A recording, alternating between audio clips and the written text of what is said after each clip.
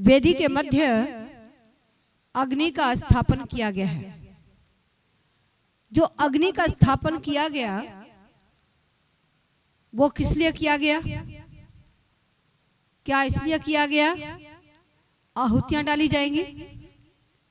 विचारणीय बात है। मंत्र बोला गया अग्नि का स्थापन करते हुए अन्नाद्याय आदधे। अन्नाद्याय अन्न इत्यादि की उपलब्धि के लिए अग्नि को रख रहा हूं। बहुत विकास हो जाएगा, स्टील के बहुत कारखाने होंगे, इस्पात के बहुत कारखाने होंगे, वस्त्रों के कारखाने होंगे, दरी गलीचे गाड़ियां सबके बहुत बहुत बड़े बड़े कारखाने हो जाएं और देश में अन्न न हो, तब देखिए क्या होगा। हमारा जीवन चलता है अन्न से, जल से, वायु से।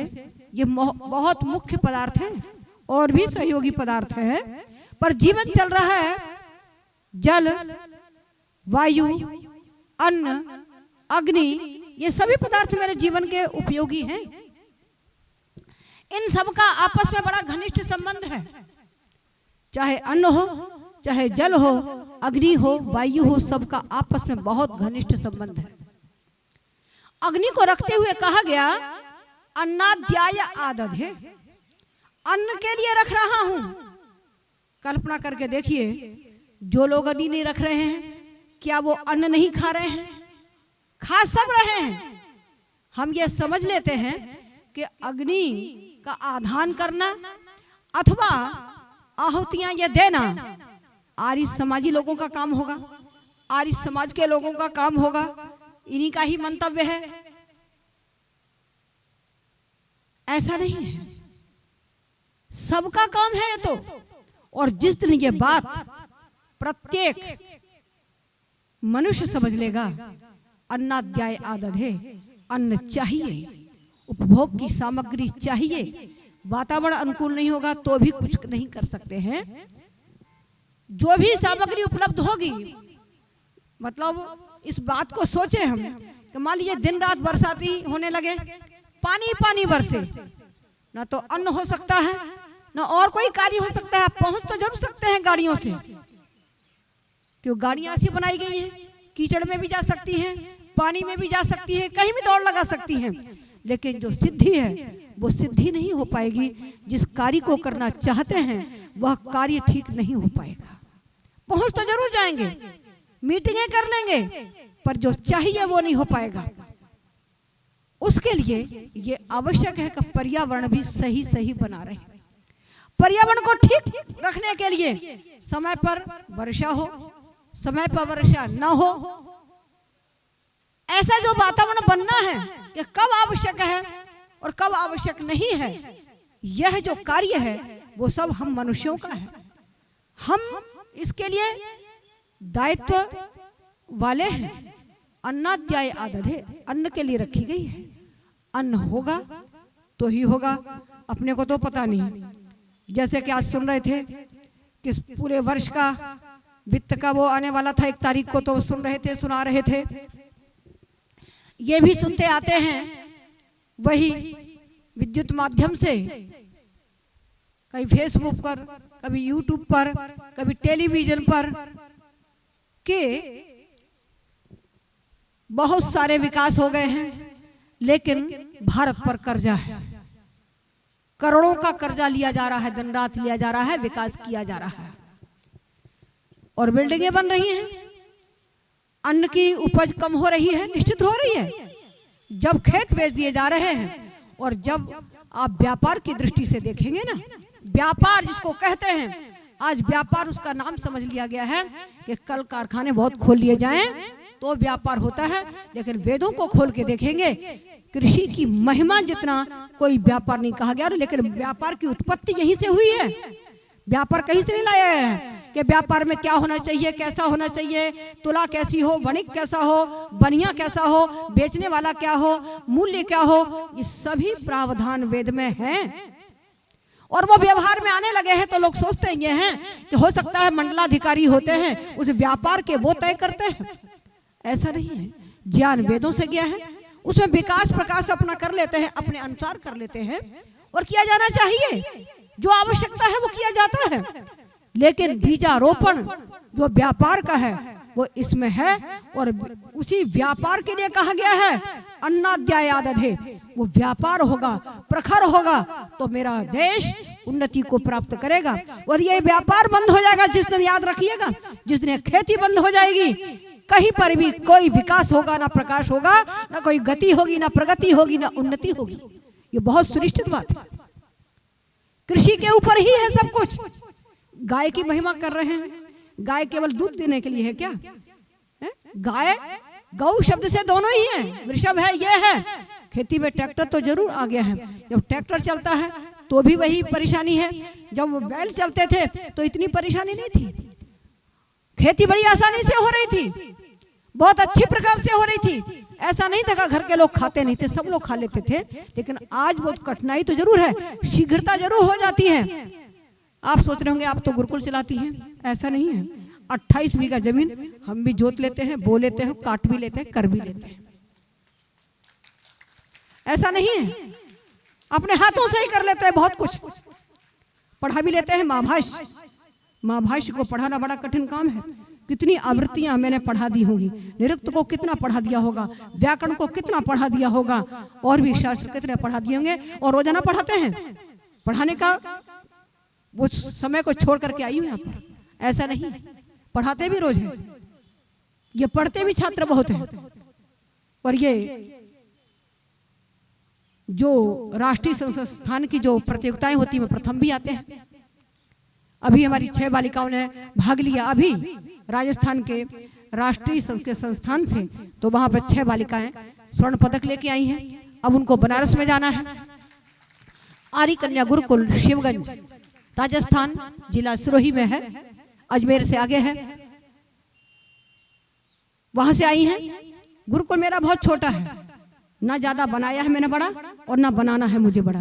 मुझे व्यक्ति बड़े बनाने हैं, छोटे से स्थान में व्यक्ति बड़े बनाने हैं।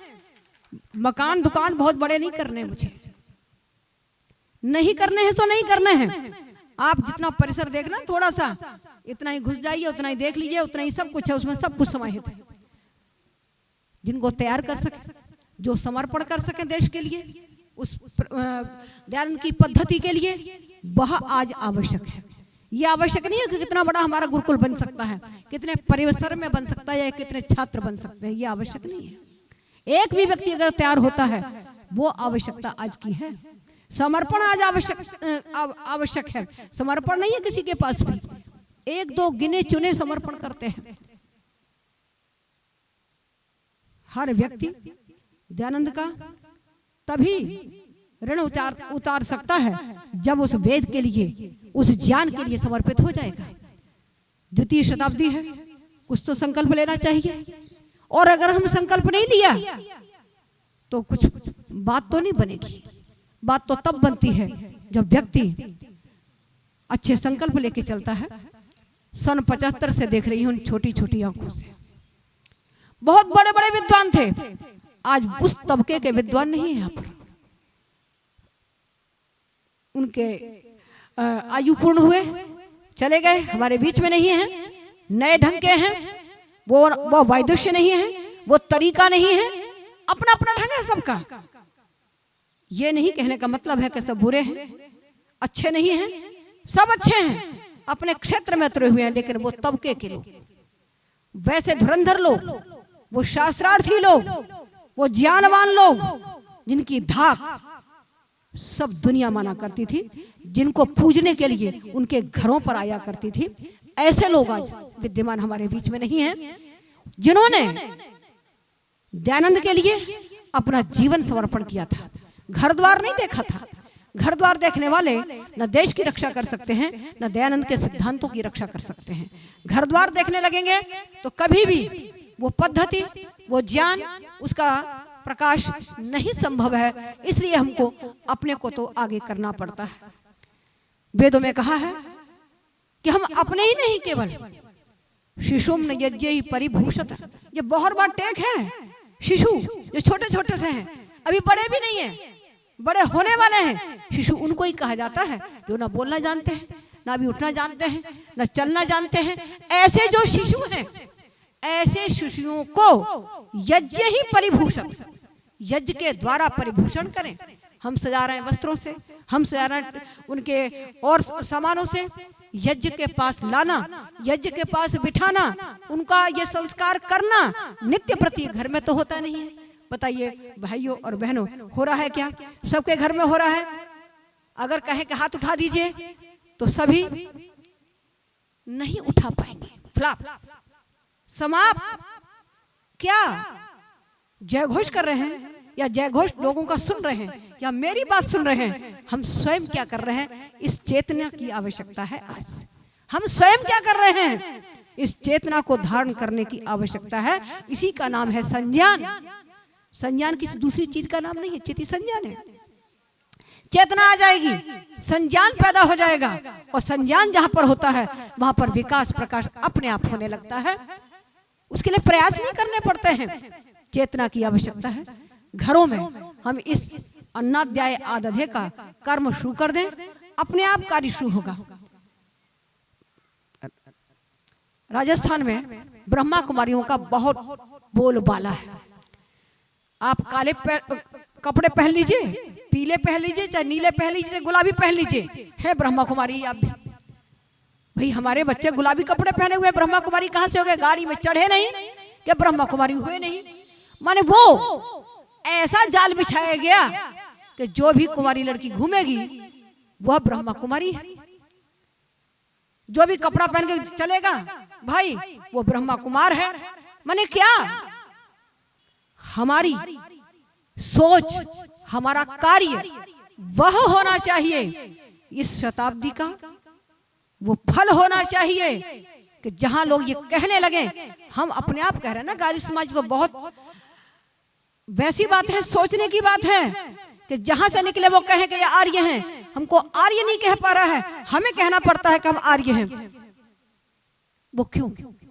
उनको नहीं कहना पड़ रहा है, ना टीटी को कहना पड़ रहा है, ना किसी को कहना पड़ रहा है। सब जानते हैं कि ब्रह्मा कुमारी के लोग होंगे। तो कुछ तो ऐसा किया गया है जिसके कारण से ऐसा हो रहा है। वो वहां हमें करना क्यों नहीं आ रहा है? हम क्यों नहीं कर पाए हैं उस बात को? वो किया जाना चाहिए। वो किया जाना चाहिए कि हर व्यक्ति जहां से निकले, व्यक्ति ये कहे ये आर्य आ रहे हैं, आर्य आ रहे हैं, ये क्यों नहीं कह पा रहा है व्यक्ति? किसी सन्यासी को देखा, नमन करेगा, पैर भी छू लेगा, लेकिन ये नहीं कहेगा कि आर्य सन्यासी आ रहा है, ये नहीं कहेगा कि आर्य आचार्य आ रही है, नहीं कहेगा आर्य विद्यार्थी आ रहे हैं। वो क्या चीज है जिस पर सोचने की आवश्यकता है? अन्नाध्याय आदत है। इस बात को ही हम लेकर के चलेंगे, अन्न को स्थापित कर देंगे, उस दिन ये कार्य होने लगेगा। तो हम विचार करें कि हम अपने बच्चों को ऐसा तैयार करें, इस प्रकार का करें, जो करणीय कार्य है वह करें। और वो करणीय कार्य यह है कि एक तो हमको ये विचार करना है कि किस प्रकार से हम आर्य फैल पाएंगे, हम आर्यों की संज्ञा हो पाएगी। बहुत गहरी गहरी बातें हैं, जब सब बैठेंगे तब कहने की बात है कि करना उनको है कि आपको नहीं करना है। आपको नहीं करना है, करना उनको है जो करना चाहिए। और वो लोग सुनना नहीं चाहते उस बात को। उन लोगों से जो कह सकते हैं, जो अनुभव करते हैं, रोजाना जो जानते हैं, अपनी अपनी बात तो कुछ भी कह के चले जाइए, उतनी घिसी पिटी सी बात होती है। वो तो घिसी पिटी सी बात है, और जोरदार ढंग से कह जाइए वो भी सही बात होती है, ताली भी पिट जाती है। लेकिन करना क्या है? वह करना चाहिए। तो अन्नाध्याय जिस दिन प्रारंभ हो जाएगा उस दिन ये ठीक होगा, क्योंकि हमारे बच्चे कम से कम जो सुनने वाले लोग हैं, ये सोच लीजिए कि अपने घरों में रोजाना यज्ञ करेंगे। कर पाएंगे? हाथ उठा रहे हैं? बोलो भाई, सारे लोग एक एक व्यक्ति यज्ञ शुरू कर दीजिए। केवल 15 मिनट लगेंगे, ज्यादा नहीं लगेंगे। केवल 15 मिनट, मात्र 15 मिनट, ज्यादा नहीं लगने वाले हैं। और करेंगे आप, निश्चित रूप से आपकी पहचान बनेगी। अपनी पहचान बनाने के लिए काम कीजिए। और ये अन्नाध्याय का कार्य जो है व्यापार का प्रमुख कार्य है। और जिस दिन ये कार्य बंद हो जाएगा, व्यापार ढुलक जाएगा।